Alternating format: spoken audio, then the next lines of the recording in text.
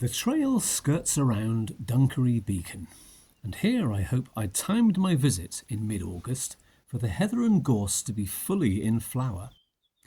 But despite the sun not playing ball hiding behind overcast cloud at the start of a misty day 4, the amazing colours of the flora awaiting me at Spangate Grove gave me a real treat.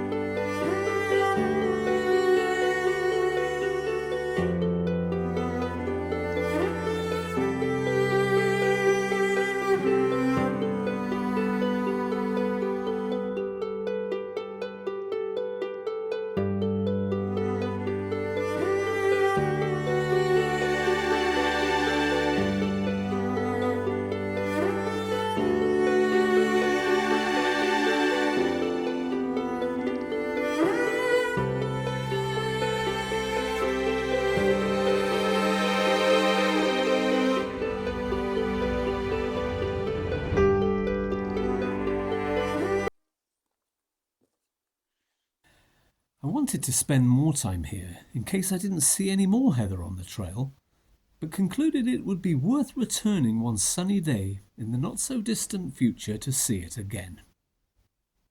Hey guys, this is the way to Brockwell, which is what we want, and another yellow quill. Don't forget the yellow quill. And if you want to go that way, another way, it's a ford. Now, if I was that kind of guy, I would do that. But this is not that kind of show. So let's put it right. Let's put it back where it should be. And that's it. Hoping no one's done that before me. This part of Exmoor is very quiet indeed. Aside from the sheep, I literally had the place to myself for hours on end, as the whole landscape offered high hills and sunken combes that were a joy to manoeuvre around.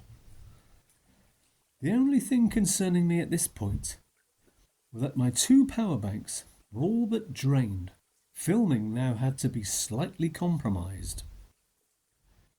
But after dropping down off the hills and through an ancient oak wood, the trail takes us to the tranquil village of Lorna, where I stopped at a charming outdoor tea garden and sent my wife this WhatsApp photo with the message, "Sat in the naughty corner at Lorna." Passing briefly through Porlock, as I didn't really need any supplies other than filling my water bottles outside the Tourist Information Centre, I promptly made my way across to Ash Farm, the famed location where Samuel Coleridge had his opium-influenced dream, and upon waking composed 54 lines of one of his best-known poems, Kubla Khan. Before that person on business from Porlock, who has subsequently gone down in folklore, interrupted Coleridge, causing him to forget much of its 200 to 300 line potential.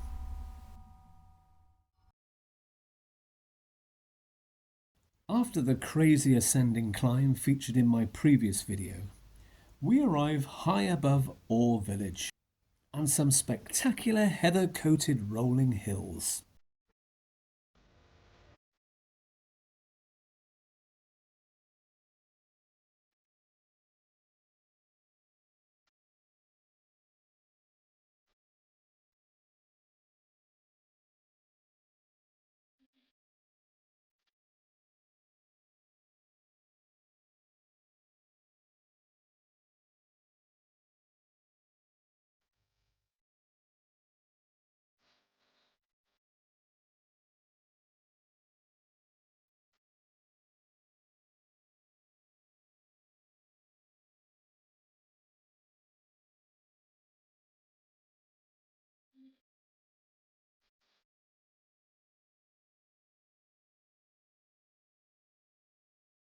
As we begin the descent down to Orr village, we get a glimpse of the church with its white painted porch walls.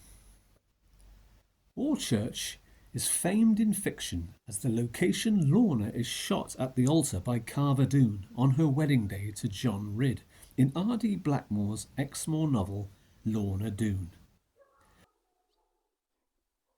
Released in 1869, and the story set at the end of the 17th century, Blackmore was inspired with this location in an area where he grew up from the age of 6.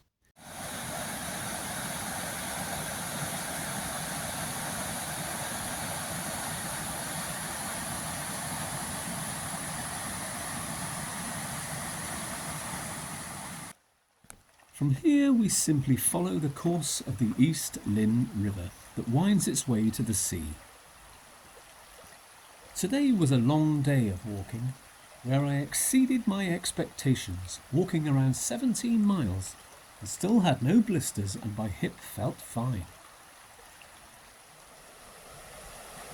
This meant if I camped somewhere close, I'd have barely 6 or so miles to do tomorrow, which for me is a terrific achievement, and I estimate I'd be in Lynmouth around mid-morning, a full day and a half earlier than planned due to my ever-improving fitness. And on the last day I rose nice and early, passing the river villages of Brendon, Rockford and Watersmeet, finally reaching those familiar-looking Victorian hotels not far from the mouth of the river. Okay guys, we have finally made it. There's all the destinations. And there's mine on the bottom.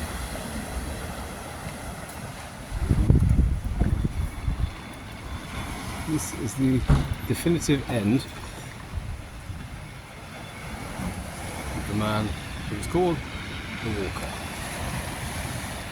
So that's it, we're done. What I'm going to do now is I'm going to get something to eat in the cafe. Put my feet up for a minute and then disappear on the bus and the train. But a trip to Lynmouth is not complete without a visit to the amazing Linton and Lynmouth Cliff Railway. I won't be riding the rails this time. I'll just watch the railcar effortlessly glide up the cliff. Which brings me on to the final view of our entire trip, the Bristol Channel, from the rocks on Lynmouth Esplanade.